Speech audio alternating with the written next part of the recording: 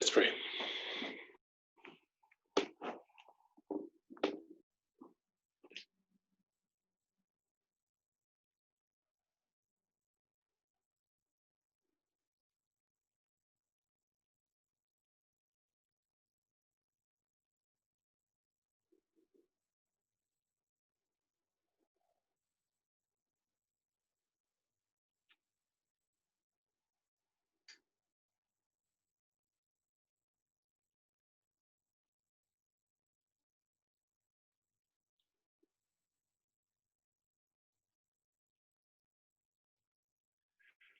Father in heaven, we ask for your presence and your blessings as we open your word. In Christ's name we pray. Amen.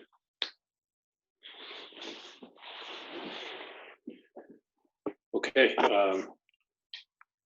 Good afternoon again.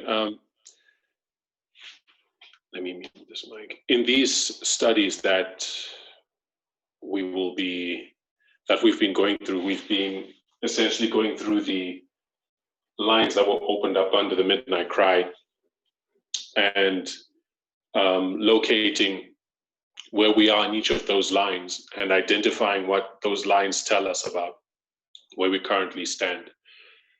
So as we began with the line of the 144,000, then we went to the priests, then went to the end of ancient Israel. And today we're moving on to the beginning of modern Israel. And then we'll go on to Acts 27 and the Diadochi Wars. And yes, just see, keep working through them progressively to see what they have to say for us. We're locating ourselves in the lines, identifying what they tell us about where we currently stand in this year 2020, right? August 2020. What are these lines telling us about where we are? Now, the idea of these studies is that they've been interactive, and I'd like us to continue in that vein. So you are all muted now, but if you have a question or a contribution, or if I ask a question, please feel free to answer.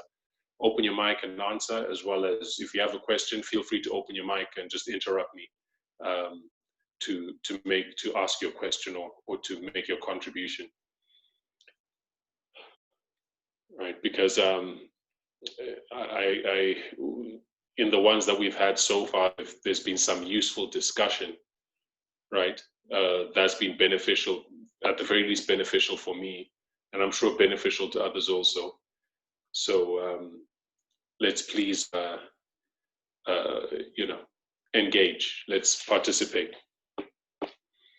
Okay, so where we left off, we had spent some time looking at the end of ancient Israel.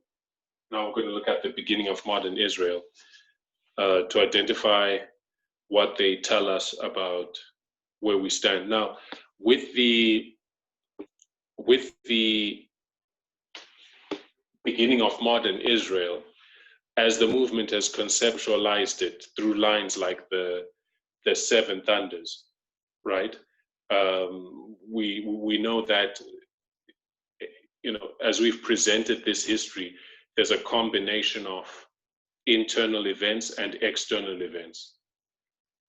1798 was an external event, the deadly wound upon the papacy. It was also an internal event, the increase of knowledge, the unsealing of the message and the beginning of the increase of knowledge, right? And along that line, you see a combination of external events and internal events, but now, I guess also in connection with the formalization, right? There's the falling of the stars, which was an external event.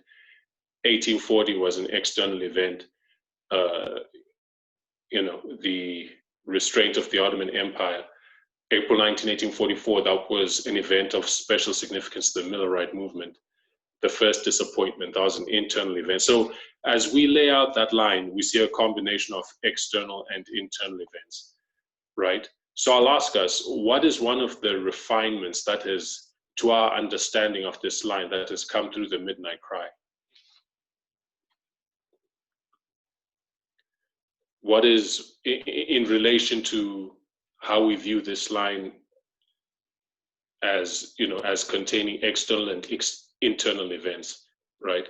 How has the midnight cry refined our understanding of the beginning of modern Israel and the external and internal events that we see in that history? I hope my question is clear.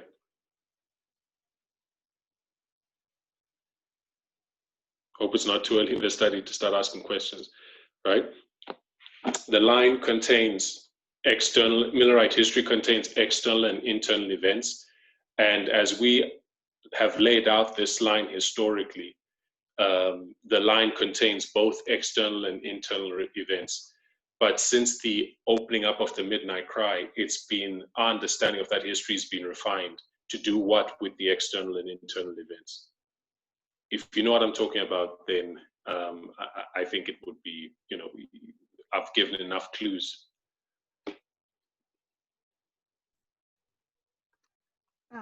Is it the fact that now we have two lines instead of one? Yes, okay, so we have two lines instead of one. And what are those two lines bringing to view? Well, one line would be internal and the other one external. Yes, right. That's an important development that has opened up to us under the history of the Midnight Cry, where before Millerite history was just one line with a combination of internal and external events. But what we've been able to see, and I believe it was Elder Tess who brought it out, is that this, we can actually see two lines in Millerite history. There's a full internal line and an external line, right? Which stand alone, right? And there are things to, and I guess both those lines are lenses through which we can view the history of the beginning of modern Israel, right? So when we look at these lines, we're saying there's an internal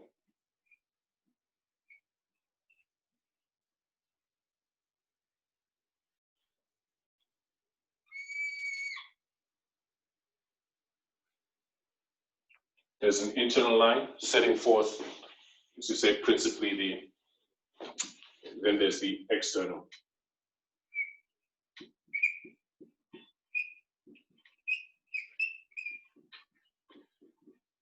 So there are two lines within Millerite history.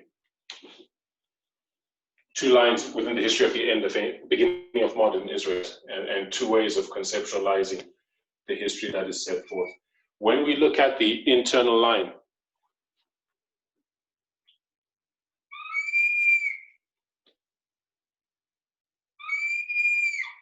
we see 5 primary waymarks.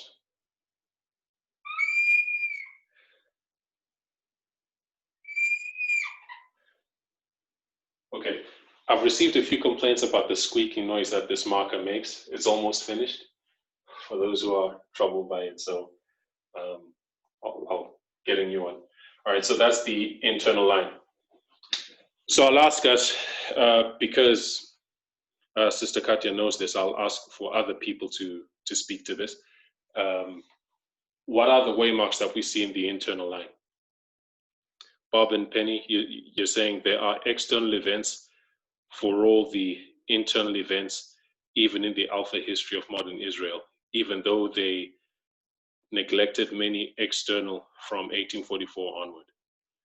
Okay, I think I understand that, right? Let's populate this internal line. What are the waymarks that we see in this internal line? Of course, I'll give the first one. It begins at the time of the end. And internally, what was the time of the end? This was the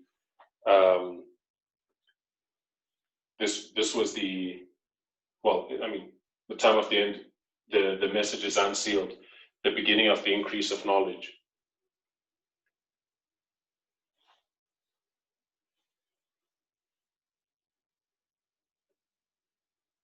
it may be helpful to also conceptualize the internal history through the lens of the operations of the agricultural model, right? What are the waymarks internally that we see in Millerite history? Plowing, early rain, latter rain. Well, yes. All right. We'll say plowing, early rain, latter rain, and harvest. Okay. Harvest. What are the waymarks?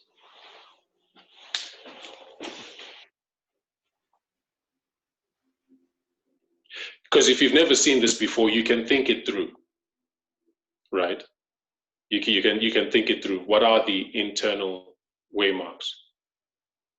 1798 is both internal and external. You see an event significant to the church, the opening up of the Book of Daniel. You see an event significant to the world, which was the Pope Pius being taken captive. But as you go through that history, as you think of the waymarks that we identify, what are the internal ones, the ones of internal significance?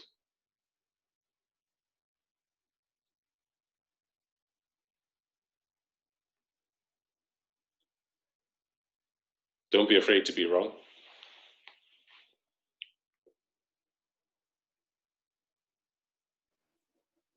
When Miller gets his concordance. Well,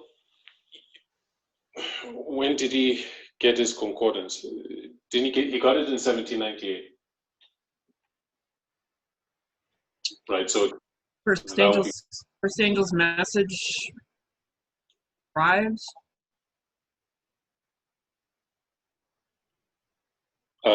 First angel's message arrives. When would the first angel arrive? When would you say that happened in Millerite history?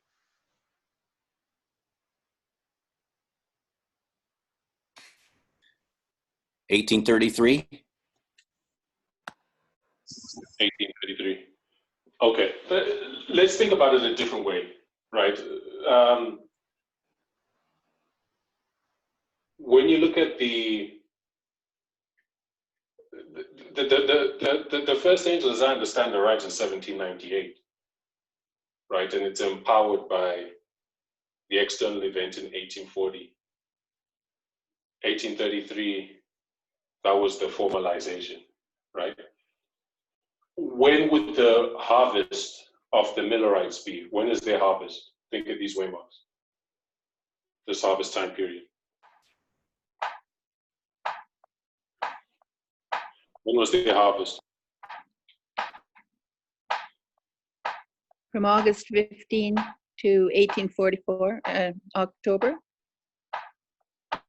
22.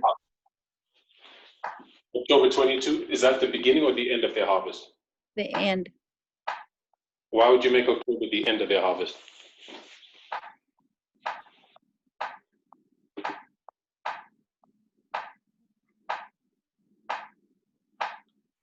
When you look at the Millerite history as you've understood it, right? Even if you forget about this internal line, think to how we've applied it, in years past. Where did we put the harvest? Did we put the harvest as beginning in 1844 or ending in 1844? Beginning. Beginning in 1844. Okay, so if it's beginning in 1844, why would you put it as the end in this line? Mm-hmm. Okay, so would you still say it's the beginning? Would you still say it's the end? It'd be the second last waymark. Okay, so this is October 22nd, 1844, okay? Where would you locate the end of that? The end of the harvest time period?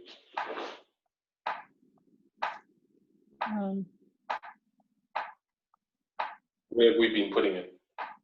1863. 1863, yes?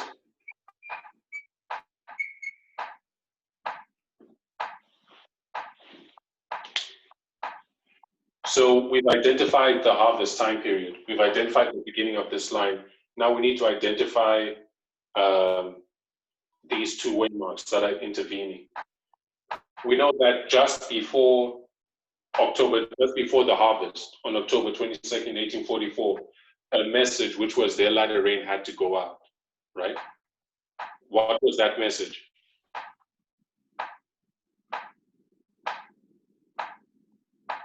You can answer that, Annabelle. Right, what was the message? Exeter camp meeting, Samuel Snow message, Right. midnight cry message. Yes, the midnight cry message. When did that message begin? When did that message open up? August 14, 15. Was that the beginning of the midnight cry, or was that its crescendo? It was the crescendo, July 21st. Yes, all right. So you put July 21st here.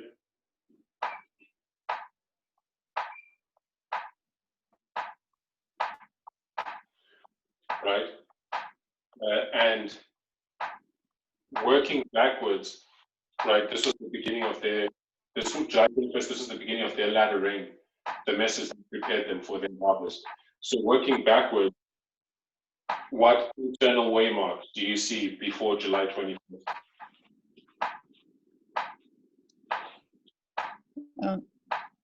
April, 1844.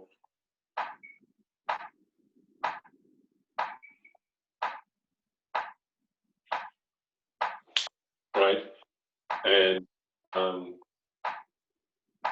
this is the beginning of their early rains. So if we look at this internally, this is what this is the internal line for the beginning of modern Israel. Right? A complete line that we see comprising of events that were internal to the church. Now, before we start to say, make application and identify where we are in it and what it teaches us, I just want us to populate the external line. Right? So we populated the internal line. Let's populate the external line, and then we can open them up in greater detail to see what they have to teach us. Okay, so we come to the external line, right? There's an array of external events in the history of the beginning of modern Israel, spanning really the same time period from 1798 to 1863, right? And I'll start us off again with 1798 at the time of the end. Elder Tabo, Hi. I have a question. Why are we using April 19th on the internal? Why wouldn't it be like August 11th, 1840? I'm just curious.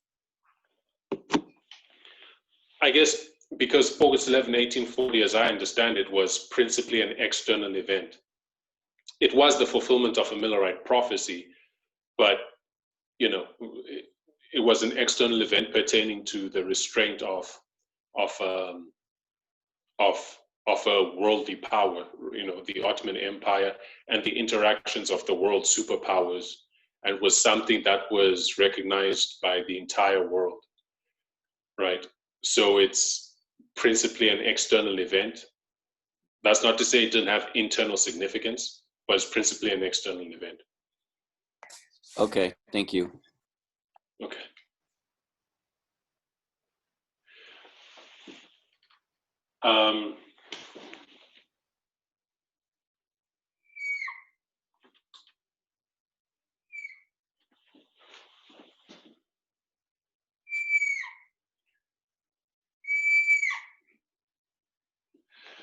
Right, so following the taking of the Pope captive in 1798, what's the next external event that you see which is significant to the history of the beginning of modern Israel?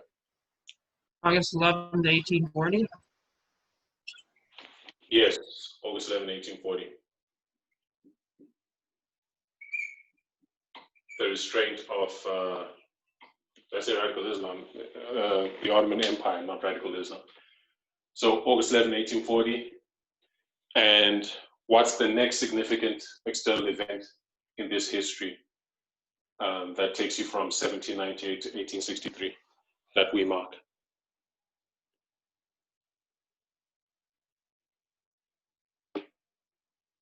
It may be hard to guess, but if maybe I'll help us out by identifying that 1863 is the end. 1863 is the end of the line. What external events can we mark in this between 1840 and 1863? Could 1861 be one of them? Why? That part I'm not remembering so well. But what happened in 1861? Like it may have been something referring to the Civil War. I'm just not zeroing in on the. I remember the year 1861. Okay, when did the Civil War begin? Was it 1861? Yes, it was, right? Okay. Right then.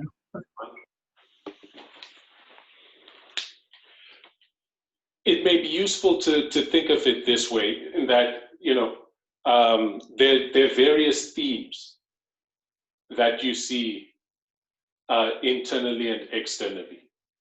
And externally, a theme that you can trace through this history is the interactions of the world powers with Islam. Another external theme that you can trace through this history is America's wrestling with the slavery issue, culminating in the Civil War, right? So if you view this history through the lens of a particular theme, it can then be easier to identify which waymarks, you know, to identify what waymark is significant. We've already identified here, this is the beginning of the Civil War. What happened in 1863? On the website, thepeoplehistory.com, they say, 1863, the Emancipation Proclamation. The Emancipation Proclamation was made by on January 1st. It freed all Confederate slaves. Hey, Google, and followed. Stop. I'm sorry, I have a Google Home. It started giving away the answer. Elder Tabo?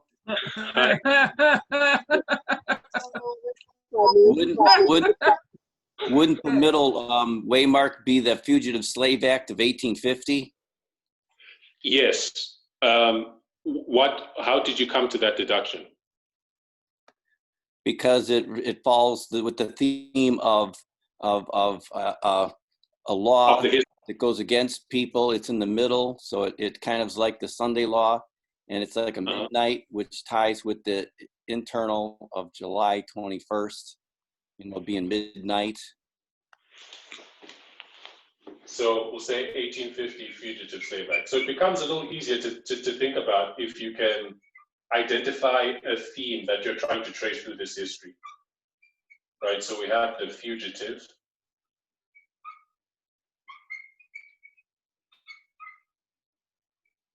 Slave Act.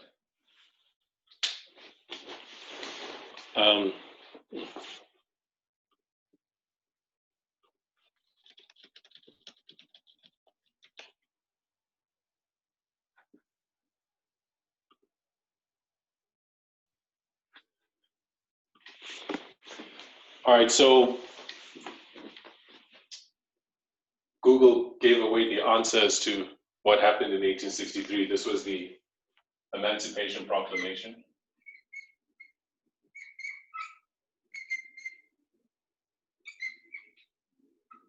And this was the year that we identified that Christ could have come. In the midst of the judgment that was the Civil War, Christ could have come, and we used the end of a 25-20 chiasm make that connection.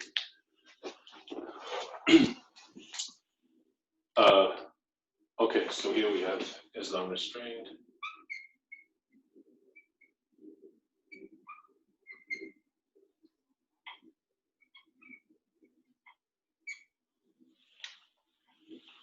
Okay, the Pope is taken captive.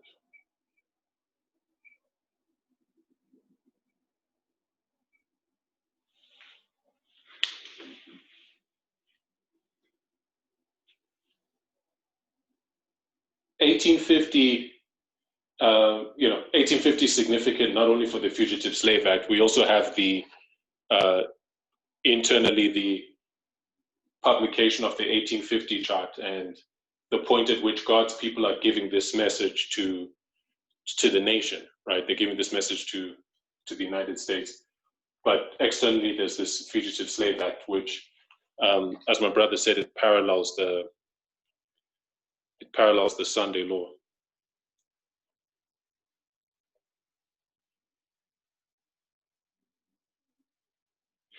Now, having laid out these lines, I want us to identify,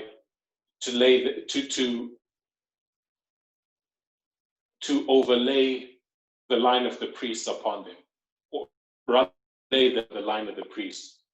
What would these waymarks be? These 5 waymarks in the internal line, if we overlay them over the line of the priests, what are they?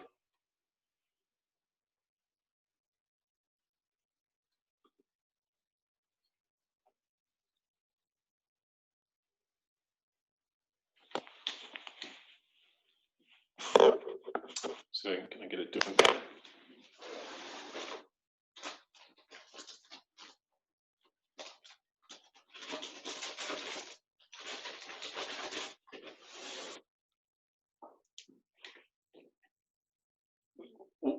Was my question clear, right? 1798 to 1863. We want to take this line and lay it on top of the line of the priests. What waymark parallels 1798? What waymark parallels April 19? What waymark parallels July 21st, October 22nd, and 1863?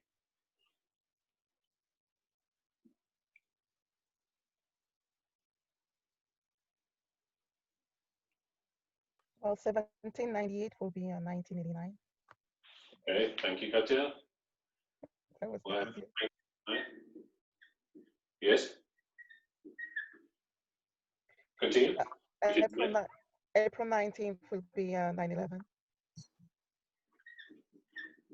9/11. July 21 will be 2014 because it's midway. 2014, right? Midway. And October 22 will be 2019 because it's close of probation. And yes, and 1863 will be 2021 harvest. 2021. Okay. And let's do the same with this external line. It's the same, right? Would you say? Yeah, it's the same. Yeah. So we have 1989, the time of the end, August 11, 1840, parallels 9/11, 1850, midway parallels 2014, which is also the Sunday law. And we have 2019, paralleling 1861, and 2021, paralleling 1863.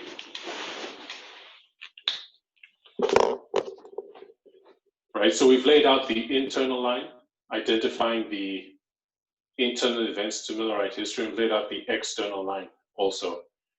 And we've used this as a template and overlaid them over the line of the priests. And now we can locate where we currently stand. Where are we in the line of the priests? In the line of the priests, we are in this post-29 time period. So I'll put a stickman.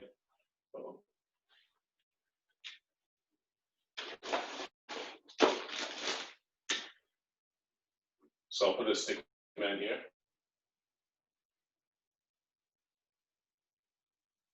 right? This is where we currently are. And this is where we currently are.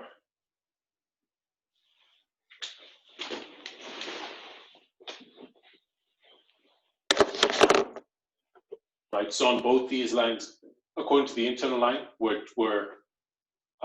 standing in the history between October 22nd, 1844 and 1863.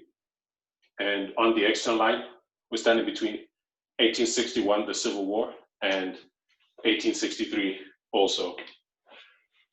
So the next question is to begin to unpack, what does this mean? What does this mean? If we look at the internal line more closely, and if we look at what was taking place from October 22nd, 1844 to 1863, if we look at that more closely, we can gain some insight as to what is taking place right now and what is our current position, what is our situation. It's typified by the history of 1844 to 1863.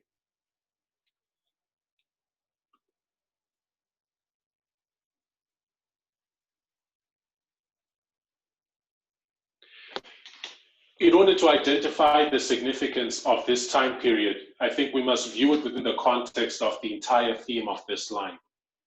And what is the theme of this line? What is taking place? If you were to identify, if you were to state what is taking place in this internal line, if you were to do it in a sentence or two, how would you explain it? What is the theme of this internal line? If you were to say in a general statement, what is taking place? What is being presented in this internal line? If you were to do it in a sentence or two, how would you state it?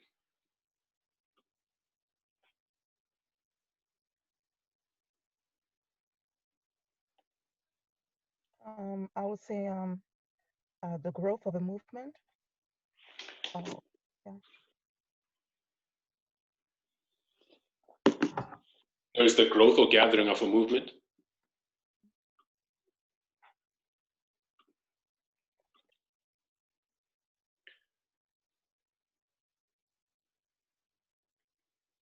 Right. The gathering of the Millerites out of the world and the various churches to have them ready for Christ's second coming. Or stated more simply, the growth of the movement, the development of the movement. So what is the significance of this time period between 1844 and 1863? What was the significance of this time period in Millerite history? Because if you can explain that, it explains to you what the significance of 2019 to 2021 is. And I'd just like us to do that. If you do it in your own words, what is the significance of this time period?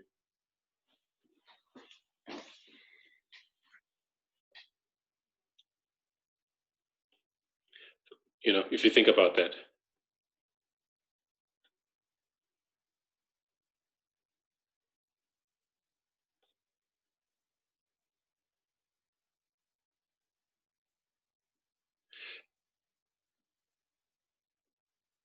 Oni Leslie is saying this is what's happening inside the movement. Correct? Right? That's what this line is talking about. It's what's happening inside the movement. Something that we did when we're looking at the end of ancient Israel was when we laid out the line, when we identified its harvest time period,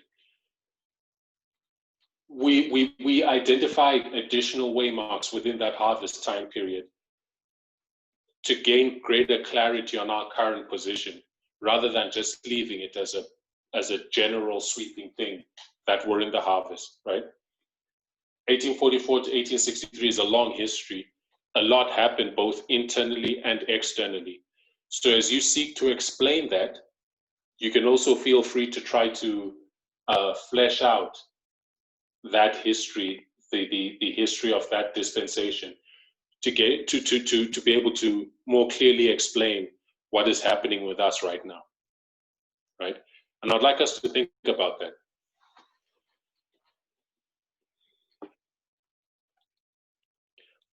Or have to ask someone. Well, I think of three major events. You know, now there's only two wear marks in between, so I don't know which one. But the first one that I see is the increase of knowledge on the Sabbath. Um, and also I see the, how you call that? The fact that they make, the second chart in November 1. Mhm. And the third that I see is the discovering, of the second application of the 2520. What year was that? Was that 1849? Isn't it in the 50s? Was it the 50s? I think it was 53 or 56. I can't remember. Yeah, I don't remember the date for that. But when we, of course, that's a significant development, and maybe an argument can be fleshed out for that, the opening up of the second 2520. But we know that as we've laid out this line, as we've considered that history from 1844 to 1863,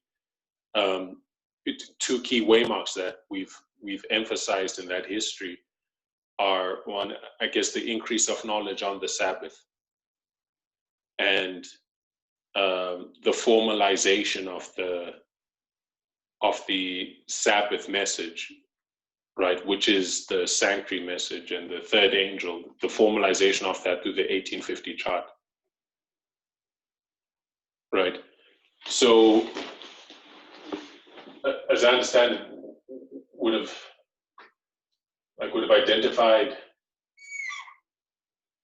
1846, the increase of knowledge, and 1850, the formalization through the publication of the chart.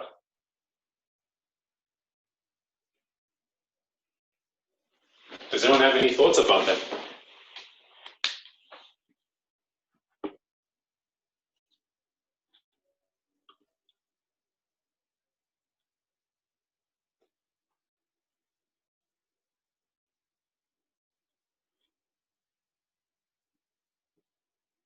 Any thoughts? 1846 is when they began to keep the Bible Sabbath. 1850 was the publication of the formalization of the, I guess we'll call it the Sabbath message, the message of the third angel, the sanctuary, and all that. So if you view this as an increase of knowledge and this as a formalization before 1863, Christ's second coming, where would you locate us in this development if you viewed it that way?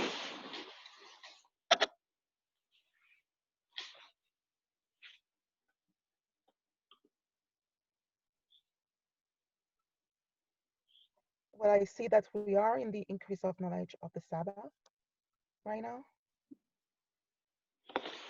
Better understanding, the Sabbath itself, but what it encompasses. And I'm talking about the laws, the 4 and the 6. This is what we better understand now. So are you putting us before the 46, on top of the 46, or just after the 46?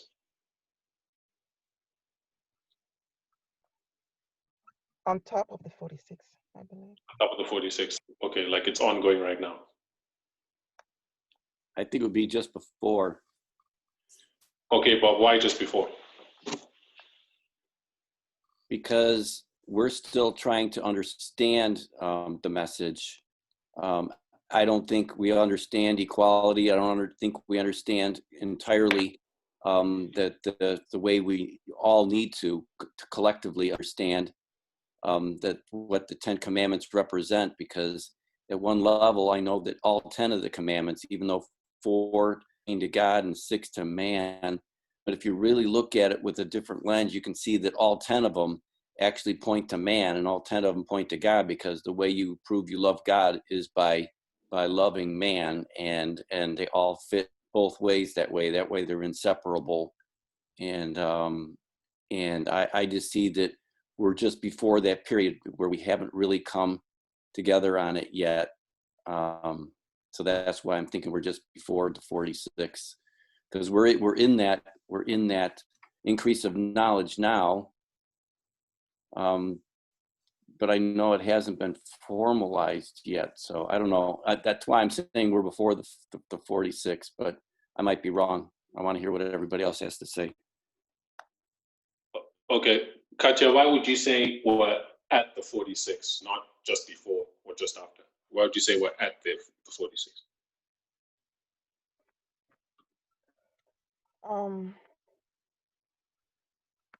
I think my thought is that we are in the increase of knowledge, but I don't see the increase of knowledge as a point of time, It's a but period. more at a period of time. That's why I say that. But I agree, it can be just a little bit before, but we are in that period, of increase of knowledge. That's the way I see it. Okay, because 1863, because I have a quote here from Testimonies, Volume 1, page 75.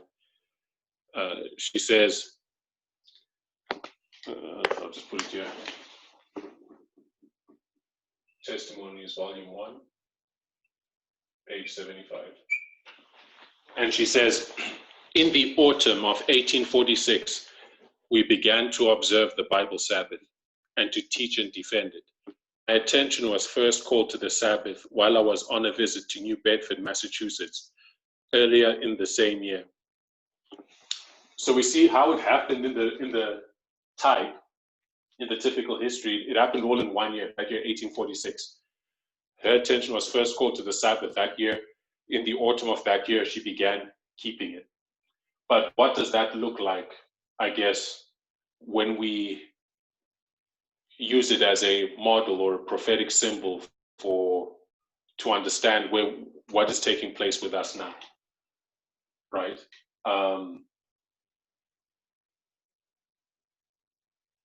As Katya said, the increase of knowledge is not an event. It's progressive. It covers a period of time,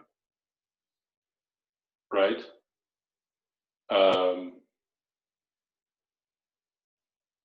So when we come to our time period, I guess it's what influence does that have on how we understand where we are. Are we before the 46? Are we at the 46? In the previous lines, of course, we must look at this line on its own merits, but in the previous lines, we're able to more clearly pinpoint, based on the information that were presented in those lines, we're able to more clearly pinpoint that we're just before, right? We're just before. But within the context of this line, are we still just before, or are we in the actual increase of knowledge itself? That is the question.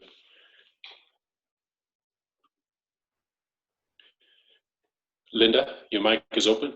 Were you going to speak to that? Yeah, we're before it. You're saying before? Yes. Why?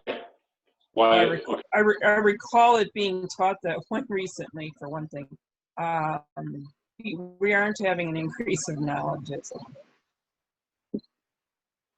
Okay, you're saying we're not having an increase of knowledge, and Katya is saying we are having an increase of knowledge. We're rehearsing a lot of things that, what you're going over is things that actually Elder Tess has covered, in the past, and some other things more recently, but, it's like a learning process. We're rehearsing, so trying to understand them better. But I don't think we're getting any kind of new message at this point. Okay.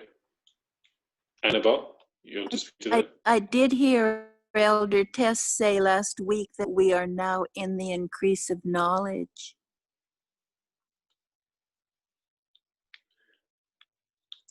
Okay.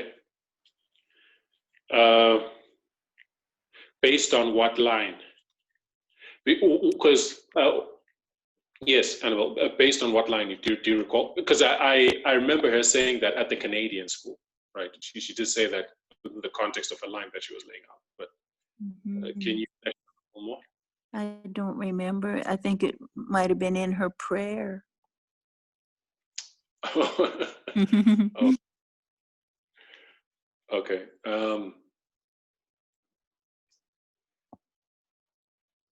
Okay. Because Katya, you're the one saying, within the context of this study, you are saying we're in the increase of knowledge, and Linda's identifying that actually, there's no, and Debbie is saying the same thing, when the time of no bread, no new message. Those arguments taken from other lines, but those other lines present that we're not yet in the increase of knowledge. So maybe how would you respond to that? Or would you argue otherwise? If you're there, Katya?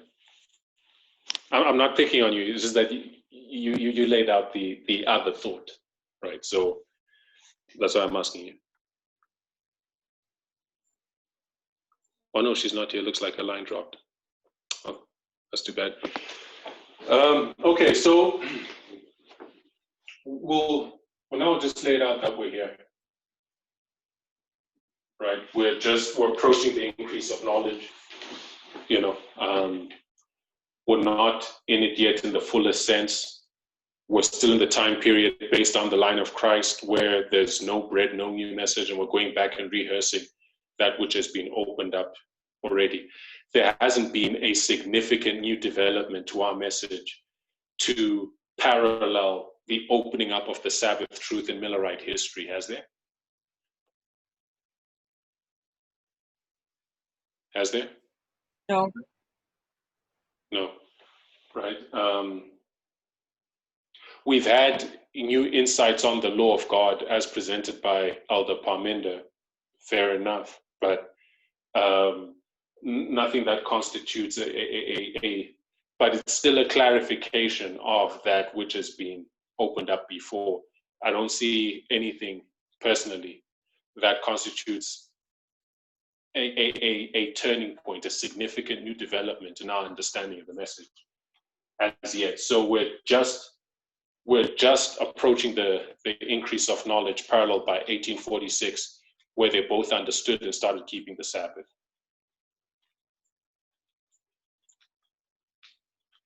Right?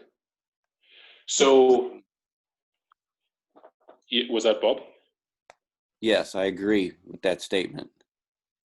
Okay. So what I'll ask us is, okay, so we've located ourselves. And we are approaching an increase of knowledge where light is opened up paralleling the Sabbath. That is the model that were presented in the type. What meaning can we glean from that for where we currently stand in the antitype? We've already gleaned that, there's an increase of knowledge that's coming. But what else can we draw from the symbolic significance of 1846 and the opening up of the Sabbath? Is there anything else that we can draw?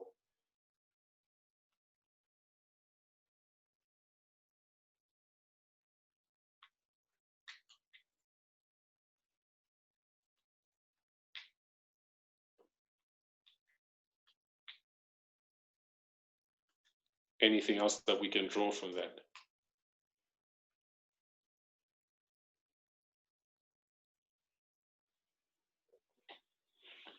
So Sister Debbie is saying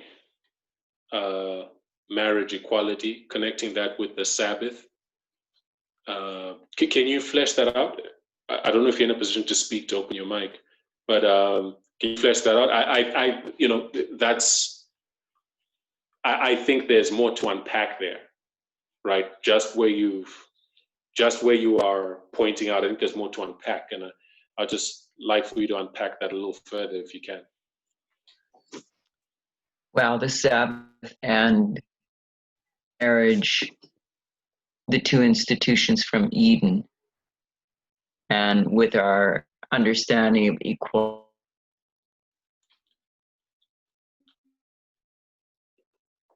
marriage obviously is a big role, and some of the waymarks externally have had to do with marriage. So it would stand to reason that something big would have to equate with the increase of knowledge of the Sabbath in 1846. Mm-hmm. So it makes sense that it would have to do with equality. And how are you Sabbath and marriage equality? Can you elaborate on that? Well, sexuality obviously has an aspect to that, and our understanding of that, perhaps. There has been some confusion and misunderstanding, so I could see that that would be a part of it.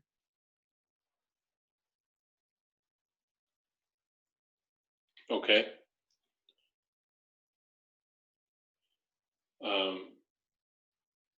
All right. Okay. So you're making a connection between the Sabbath, the Sabbath, which was opened up in 1846.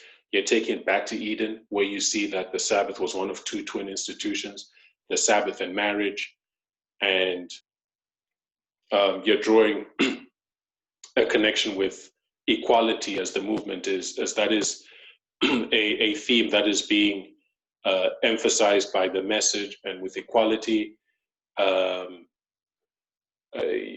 guess you're speaking to the issue of marriage equality, right? Which, at least as far as marriage equality goes, as we understand it externally, that is correct. It's a correct principle to have. When I say marriage equality, that's gay marriage, right? That homosexuals should be able to marry. We're not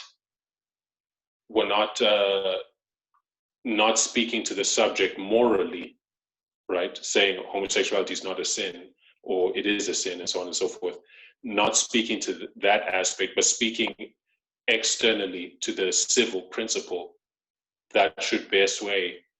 Is the idea that equality, and it's called marriage equality, right? So that seems to be the connection that you are bringing out. Correct me if I'm wrong. I'm just trying to frame what you're saying in my own words. What I'm understanding from what you're saying in my own words.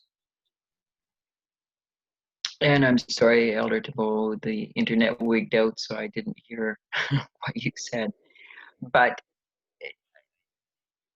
I think I heard the first little portion, and I would say you had paraphrased it well, rephrased it well, at least what I heard. Sorry, excuse me, I just need to listen up the lighting.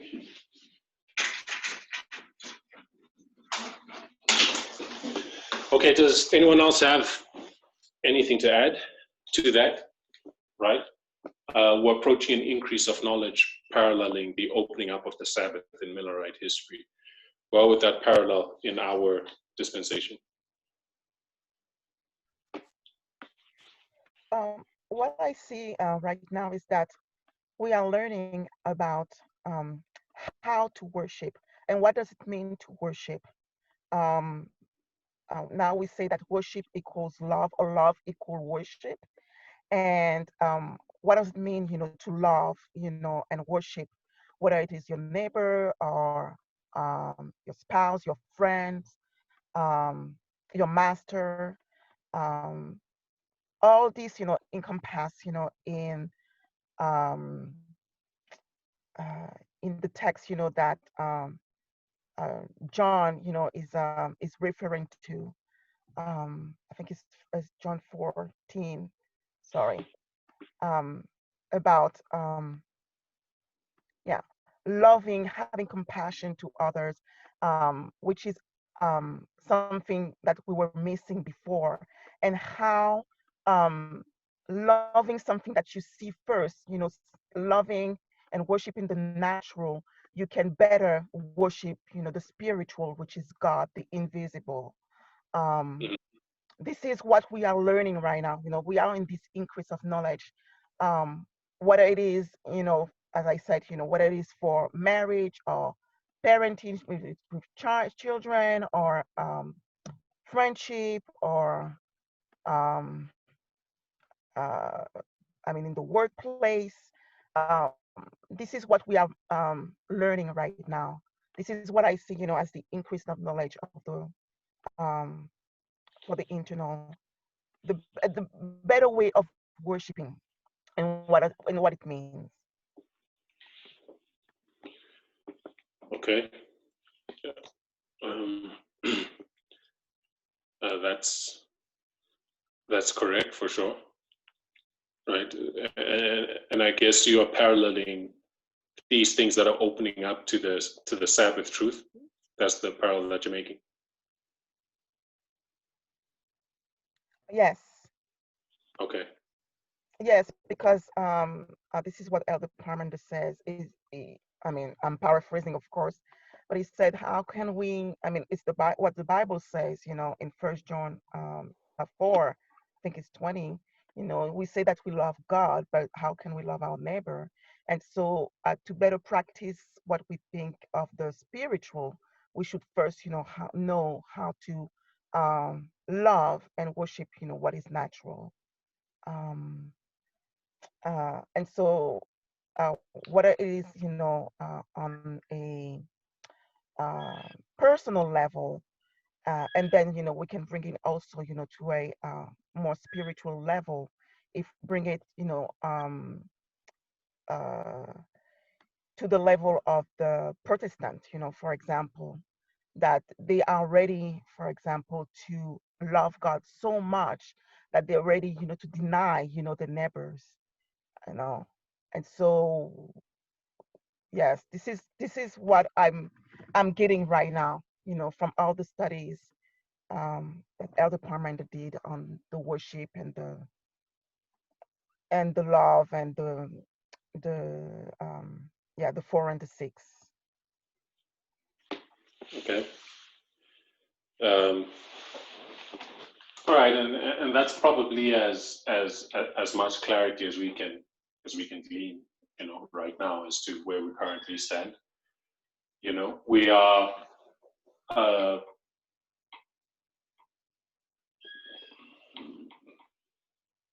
are approaching the full development, shall we say, of this increase of knowledge, right? And in our current study, we're seeing an emphasis of themes that parallel the Sabbath, and we can think of it as preparatory to this light that's going to open up, paralleling the increase of knowledge. I mean, maybe that's a good way of putting it. Right. Okay, so this is where we currently are. Let me take a look at my notes before moving on.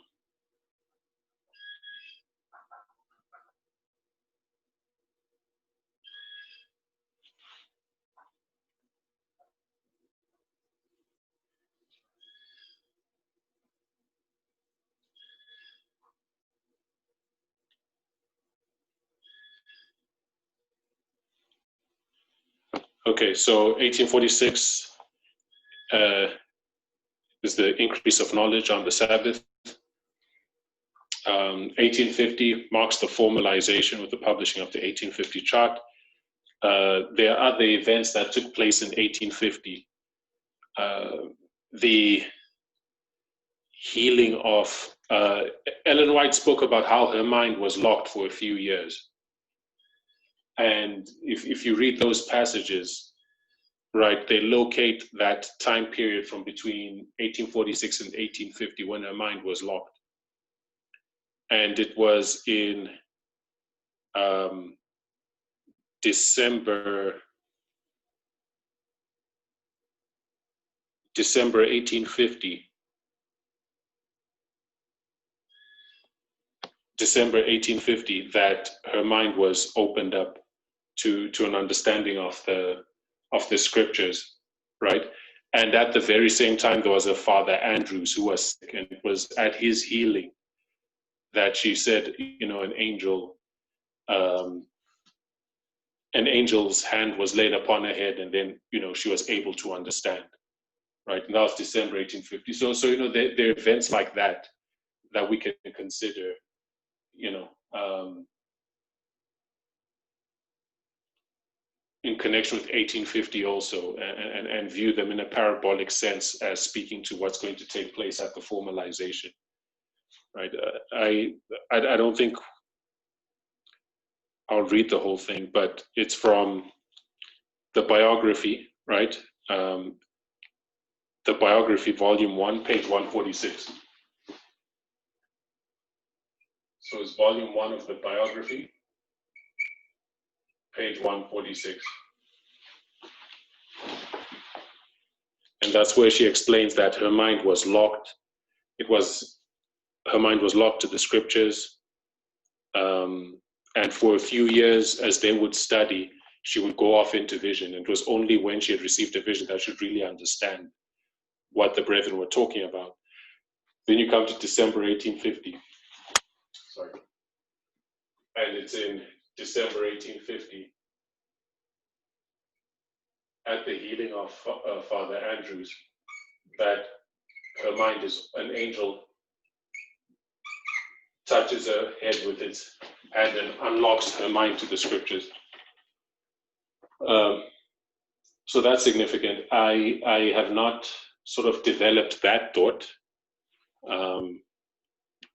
I just thought to leave it with you to give some thought to it as we because I don't think there's any denying that is significant, right? As you try to develop our understanding of this dispensation through the lens of the internal application of Millerite history, that's something to consider for sure. All right, now when we come to the external line, we see that we are here in the Civil War time period, 1861 to 1863 Civil War time period. 2019 lines up with 1861. We are here. Now I want us to speak to what is the symbolic significance of that.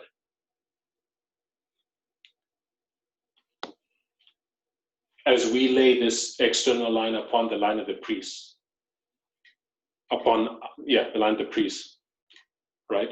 What is the significance of the fact that this external line is saying we're in a time paralleling the Civil War and 1863? Well, even the external media has published information to the effect that we're very much in a civil war as far as politics is concerned. Democrats and Republicans are further apart from each other. An agreement. Okay. And you've got what everybody else has been fighting about. I mean, everything seems to be polarized. Even COVID-19, you've got the Democrats and the Republicans monopolizing that situation for themselves. And you got the racism situation.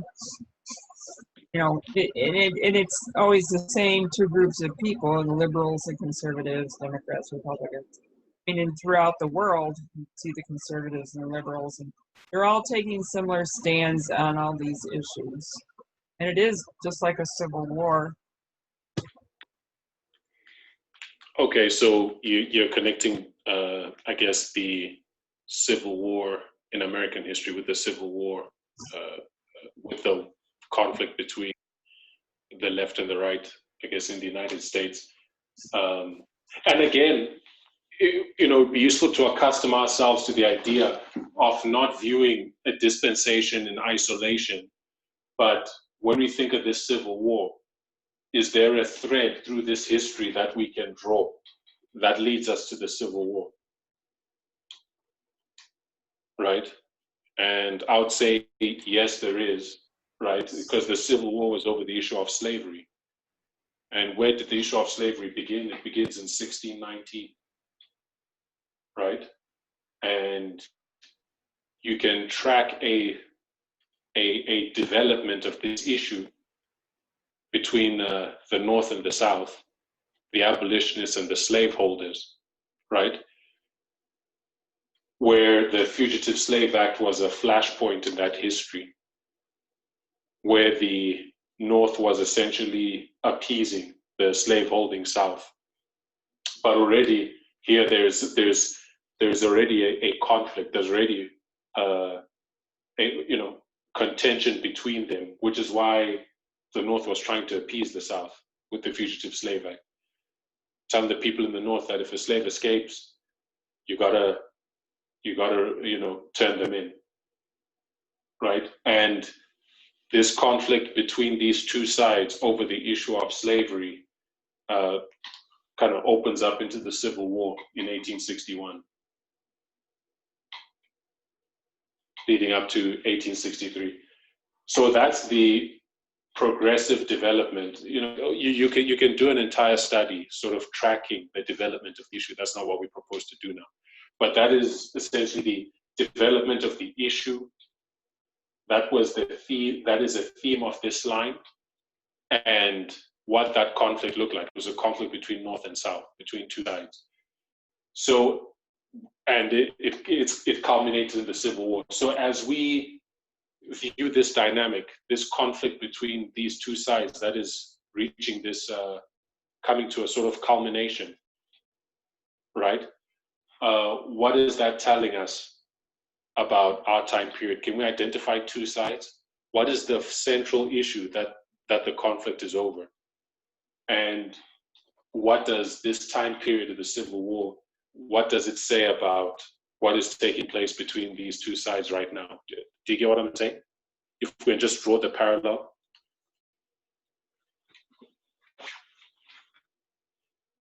Can we conceptualize it that way?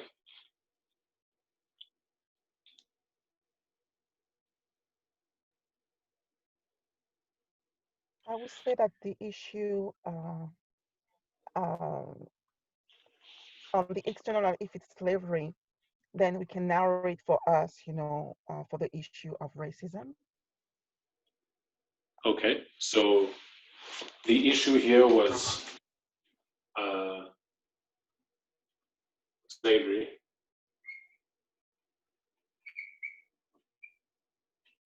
And you're saying it parallels for us today racism. Okay. Yes? Yes, mainly. Okay. So this conflict in the Civil War, can you parallel it to our time? Because what you're seeing is slavery was the issue. Two sides in conflict over this issue, and this conflict culminates in the Civil War. You're identifying the issue in our time as racism. And what are the other parallels we can draw with the American history leading up to 1861?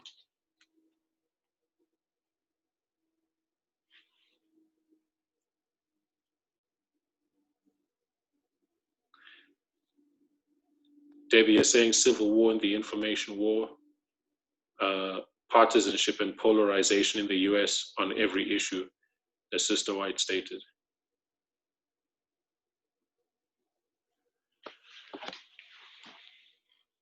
Mm-hmm. Oh, as Linda stated, sorry, not Sister White. Yes, Bob? Isn't also, when you talk about slavery and comparing it to racism, but isn't sexism just another form of slavery? I believe it really is, because it's putting one over the other, and I think that it all just is anti-equality. Well, the root issue at the heart of slavery is equality, right? And that's the issue at the root of racism, as it is the root at the issue at the root of sexism and homophobia, right? Equality is or inequality rather, is the common core characteristic of all of those things. So it's true, as we observe the conflict in the culture wars, as they say, right? The culture wars, as they're called in the United States, issues of race, gender, sexuality, you know, they're two sides in conflict over these issues, and one is for equality in these issues and the other is not. So there's definitely that parallel that you see. What else do you see? Ellen White identifies the Civil War as a judgment from God, right? And within the context of this history, it was a judgment that paralleled the 7 last plagues. The pioneers understood that. Are there any connections that we can make with our current position in 2020 based on that identification? Can we make any parallels with that?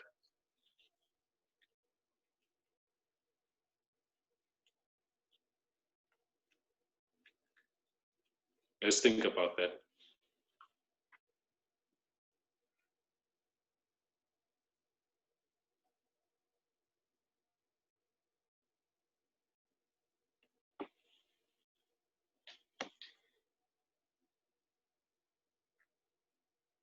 Debbie is saying COVID-19 being a harbinger of the 7 last plagues.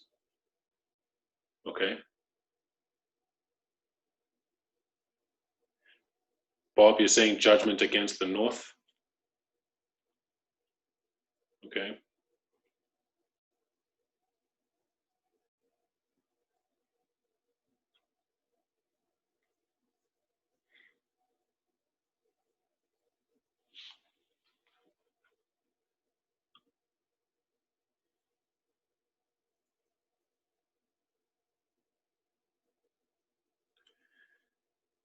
Okay, well, I guess the point is there are a number of, you know, there is a narrative to paint based on the idea that you have this issue of slavery and a conflict over this issue leading you to the Civil War in 1861. And we're being located in the midst of this time period when we see these two sides in conflict over this issue, right? And I think that's a theme to develop. I haven't developed it further than that, right? As I've had that thought, and I was hoping we'd be able to seeing if we could develop it further here. Debbie is saying, especially considering how mishandled Trump has been responsible for handling the pandemic. Okay. 2019 is the close of probation and the plagues follow the close of probation. Yes, so we're in the time period when the plagues are falling.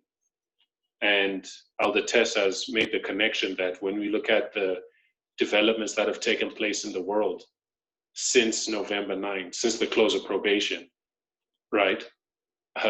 From the locusts in East Africa to the wildfires in Australia, to the the COVID-19 pandemic, to the terrible floods. It was a hurricane or something. It was, in East Africa again. That it's been an extraordinary year, basically. So these things are sort of harbingers of the 7 last plagues. They are the 7 last plagues in the history of the priests, right? And 1861, the Civil War was a judgment paralleling the 7 last plagues. So that's a definite connection that we can draw, right? The Civil War, judgment paralleling the 7 last plagues, and we're in the 7 last plagues of the priests, which are a harbinger of the actual 7 last plagues that come after Daniel 12:1. Okay, so as we view Millerite history, we view the internal and the external, just summarizing now. And we identified from the internal that We are currently between October 22nd, 1844 and 1863, which is 2019 to 2021. But in order to, and 2019 and 1844 to 1863, this is the harvest time of the Millerites. But in order to glean more meaning from that, we've had to sort of flesh out that dispensation, where we see 1846, the increase of knowledge on the Sabbath, and 1850, the formalization of that message with the publication of the 1850 chart. 1850 is also when we see Ellen White's mind being opened up to the understanding of the scriptures, an angel descending to open up her mind. That's significant, right? And we say basically just before the full development of this increase of knowledge. We are just before the 46th, right? That's where we currently stand. And in the themes being taught in the message, when we look at the theme of the Sabbath, if we unpack the Sabbath, what are the themes that are brought out in connection with this true worship, right? And true worship is a subject that has been emphasized in recent presentations that have been shared within the movement. And we can understand that this is preparatory, maybe we can say it's preparatory to the full development of this increase of knowledge paralleling the Sabbath being understood and kept in 1846. So this is where we are. And on the external, we are here between the beginning of the Civil War and the Emancipation Proclamation. I know that this Civil War is part of a history over slavery, and the Civil War is the culmination of a conflict over slavery. But by the time we come to the Civil War, Ellen White is identifying that it's a punishment, it's a judgment, right? And as we lay it out structurally, it parallels the 7 last plagues. And when we look externally in the history of the priests, we certainly do see plagues in the world, right? But these plagues are harping. These plagues in the history of the priests, they're the 7 last plagues for the priests, but they are a harbinger of the actual plagues that are yet future in Daniel 12:1. So this is where we are, 1860, after 1861, when the judgments are falling. We frame it that way. So when we look at the convulsed state of the world, right? There are all these jokes and memes about 2020, essentially how phenomenal, how singular, how terrible a year it's been, right? For things happening in the world, because the world sees it, that this has been a singular year, right? But even that, it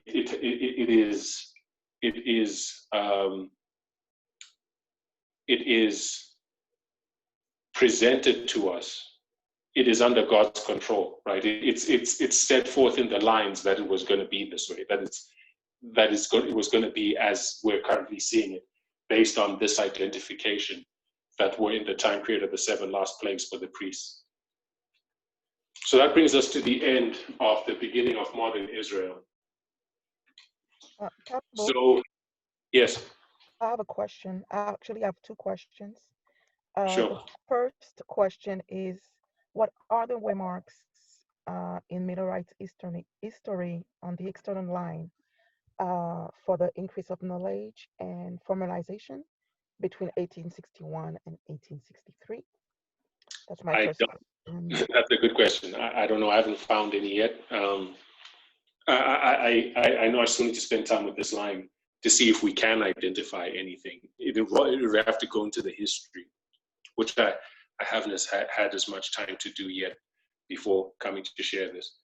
It's definitely something worth looking into. I don't know right now. Okay. Do you have any thoughts?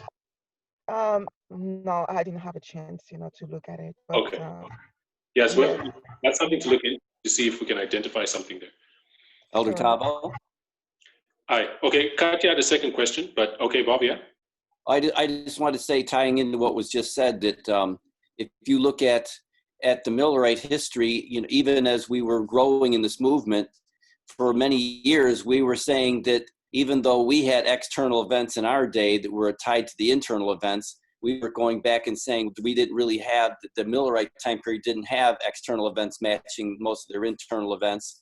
But I think that was naive upon us to say it that way, because we're starting to understand that the reason why is the Millerites were focusing so much on 1844 as they got close to 1844 that they lost sight of what was going on. They didn't even think about their fields. They didn't think about anything past 1844. And so they weren't even looking at external events at all. And so because they never documented it, we look back at it and say that they weren't there. But as some of us and as Elder Tess and others have started to look into the history of the Millerite time period, we will realize that there's actually a whole bunch of external events that we can tie with internal events that we just haven't connected all the dots yet. That's part of our increase of knowledge. I think that's going to help us here in the end to understand better.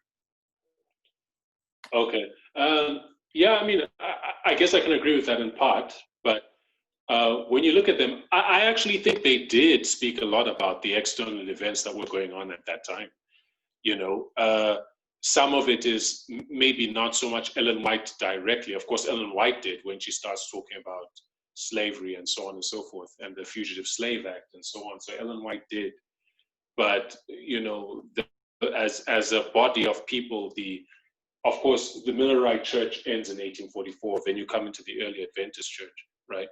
And the early Adventist Church as a body of people, you know, they definitely spoke to the issues in their time, although you find it in like the Advent Review and Sabbath Herald, you know, you find it in more so the writings of the pioneers and James White, you know, rather than Ellen White directly, you know. But I would say they certainly did speak to the external developments post 1844. Before 1844, naturally, their focus was, I guess, the message that they were bearing in developments internal to the church, right? The Protestant churches and their own movement up until 1844. But post 1844, you know, you definitely see that they were talking about the issues that were current. At least that's how I see it. Anyway, Katya, your second question? My second question was, because we are in the Civil War, and Civil War correspond to revolution, can we mark here the event of George Floyd here in that line? When you look at George and we mark him, isn't that based on the line of the revolutions and not necessarily? What you're asking is, can we see? Yes, George Floyd is identified in the line of the revolutions, right, as the beginning of the counter-revolution. But I guess you're asking, can we see it also here? Is that what you're asking? Yes, because I remember Elder Tess saying that we can interchange the word civil war with revolution. That's why I'm asking. I'm not sure that it can be there, but it's just because I see the word civil war. So, yes. Well, I guess within the context of this line, the Civil War is beginning in 2019. And we know that George Floyd, you know, that's what, May 2020. So, you know, if we can mark it, it would be by identifying a development within this history post 1861 or in 1861 after the beginning of the Civil War, right? That we can use to parallel the development with George Floyd, you know. If we can mark it, that would be the way to go about it. But again, you know, it ties in with your first question, which is, can we identify two waymarks in the history of the Civil War paralleling 46 and 50? And that requires digging into that history of the Civil War, which I personally haven't had time to do before sharing this study. You know, And I think the answer to your first question, to your second question, is the same. If we're going to identify it in this line, we'd have to see something post 1861, right? That where we can draw the parallel. But as for the line of the revolutions, you know, we're going to look at that. My study on that one is actually already ready, on the revolutions and the counter revolutions and how they locating where we are and how they parallel, and you know, identifying what these lines tell us about where we currently stand. So we're definitely going to look at that. But the route that we're going to take from here is, all right, so we've done the end, we've done the 144,000, we've done the priests, we've done the end of ancient Israel, we've done the beginning of modern Israel. Then we're going to go through Acts 27, the Diadochi Wars and the Pyrrhic Wars, right? We're going to go through all these lines, identify where we are and what these lines tell us about where we are. Right? We're going to review those battles, right? And their parallels in our time. And we'll work down to the revolutions, which is what you're referring to with the death of George Floyd marking the beginning of the counter-revolution, right? So we're going to keep working through these lines, you know, God willing. And yes? Have another question, sorry. Sure, go ahead. 1861 is, we suppose on this line to see the increase of knowledge for Islam, because it's part of the line. We have August 1140, it's a and thread.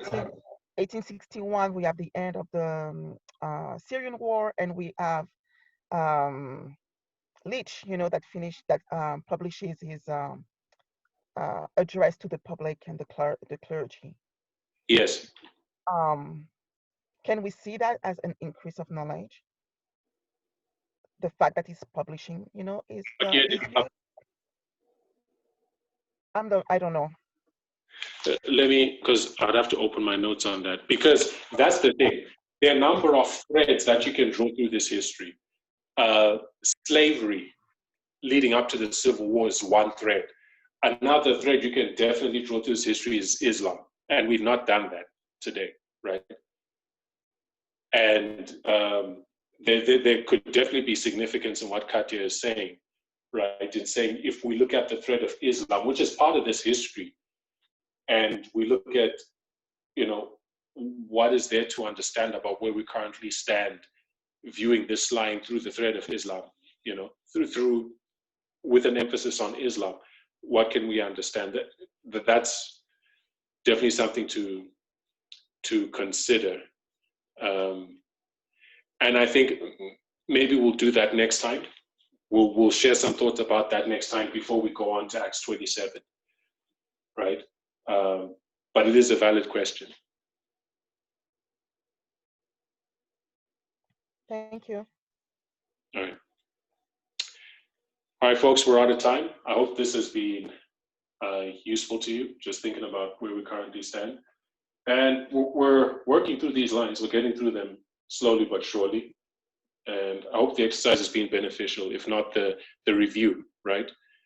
Going through these lines, the midnight cry, just refreshing them and really emphasizing, you know, what are they saying about where we are right now? Because we really need to understand where we currently stand and what we're to be doing and what these lines are telling us about where we stand. Okay, so until next time, God bless. Let's close the word of prayer.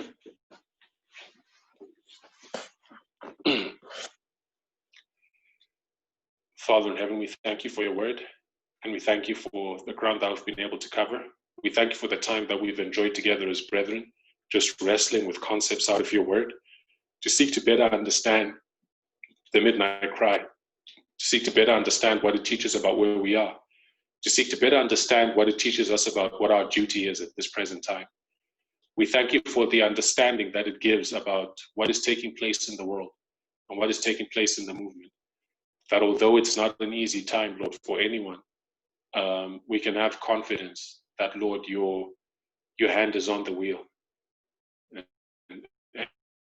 you will not stray. Lord, please help each one of us in our individual difficulties, our challenges. We all individually come to a point where we realize that there is no ground under our feet and we must hold on to the cords to swing to get through to the other side. And may you guide us individually that, Lord, we will not let go of the cords, and that, Lord, our faith will not weaken. Please be with our loved ones. Please be with every family represented on the study this evening, those on the line wherever they are in the world. May you please be with them, and may you help them, may you help all of us, Lord, to see your goodness in the land of the living. Grant us a good night's rest, for we pray all these things in Jesus' name. Amen.